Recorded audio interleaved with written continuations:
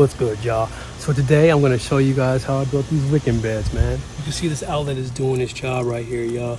This outlet is pretty much the only thing that is stopping your bed from becoming garden soup. All right, y'all, so the first thing you're going to do is level off your grow space. Anytime you're dealing with a large body of water or just filling up IBC totes, you definitely want to level it off.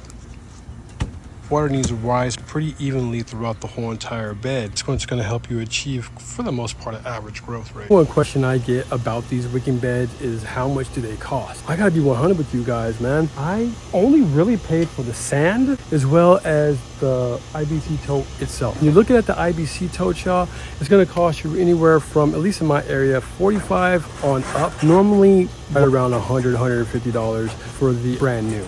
I could tell y'all that the IBC totes that you're gonna find in the $45 range normally were filled up with some kind of non-toxic. Normally it's a glue, like a water-based glue, which, you know, that's up to you, man. I can go either way. If you did use that, however, I would say line it with some type of pond bottom or pond lining or something just to be on the extra safe. I mean, it's non-toxic. I can see anybody going either way. But obviously, you always want to shoot for the totes that will hold you some type of a food-grade material inside of them. Those ones I normally find right about $65 to $85. The totes I'm using are 275 gallons. Found some silicone. I was going to use this for another project, but you really want to take the extra time just to go ahead and silicone these things down. Is normally the top is now going to be a bottom. You want to make sure that all areas that could leak do not. All right. Want to measure it from the bottom of the tote, the plastic part, to the top. We're about 3 foot. Y'all, if you do not have an angle grinder or a reciprocating saw or both, at least one or the other, y'all, you're going to need it. If you're watching these types of videos, just get one. Not that expensive. Go to Harbor Freight. I think I spent under $100 for this to build an empire with one of these. Anyway, everything's marked up. Time to cut it. When you are cutting these things, be careful. You could get this plate off, or the one without a plate. It's probably even better. So we're going to see if we can't cut this thing properly. Fingers crossed, let's go. Yo, so for whatever reason on this build, I decided to go ahead and cut the cage as well as the plastic at the same time. Yeah, I would recommend not doing it this way. I found it to be way harder, way more of a pain in the butt than just separating the tank from the cage and cutting them individually. 2 grow beds, hell yeah.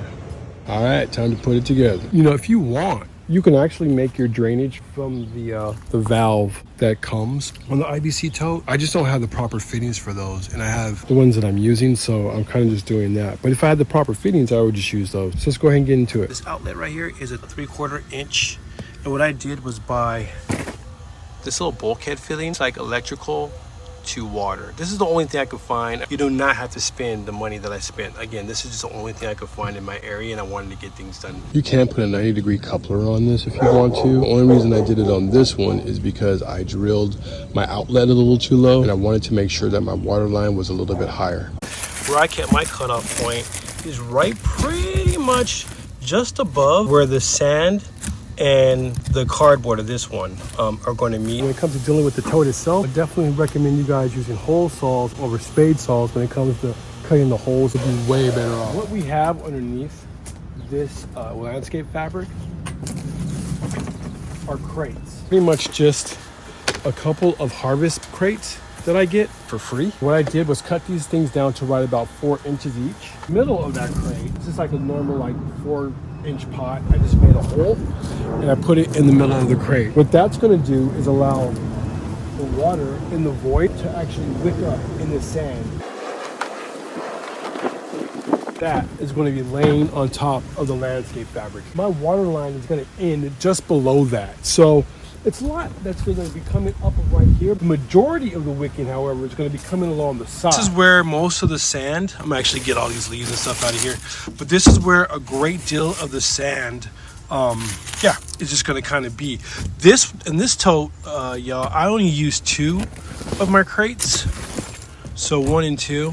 This one I have 3. We'll go ahead and fill it up. Just definitely make sure that your drainage port, you want to make sure that you cover that up. You don't want to have any sand being able to get in there. All right, let me go ahead and straighten this up. Let's start getting the sand in it. I'm using landscape fabric to better hold my crates together.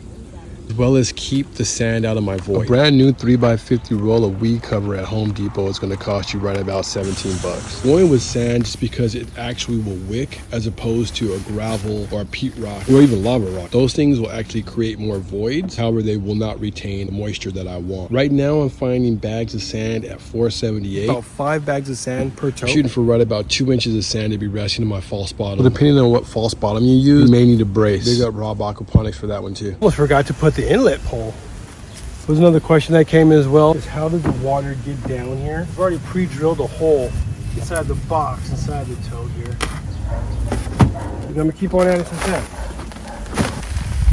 Just kind of keep it as smooth as I possibly can. Just like any garden bed, y'all, you want to use the absolute best soil or medium that you can actually find, which brings us to where we are right now. Now this wicking bed right here, y'all, I put a layer of straw in between the sand and the compost just because I had extra straw laying around, but I don't have any straw laying around right now. So what I'm gonna do is use this cardboard.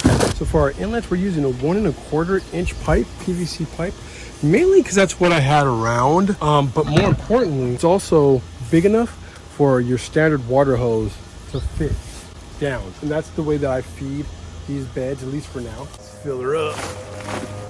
All right, y'all, so your soil line is gonna eventually drop, so add more soil than you think you might need. All right, y'all, and just like that, I got myself another wicking bed, y'all. Hell yeah. A couple of the questions that did come in that I have yet to address. For the inlet, for a 10-foot piece at Home Depot, it's going to cost you $11.82. Each one of my wicking beds, I cut a 2-foot section, so you should get enough for 5 wicking beds.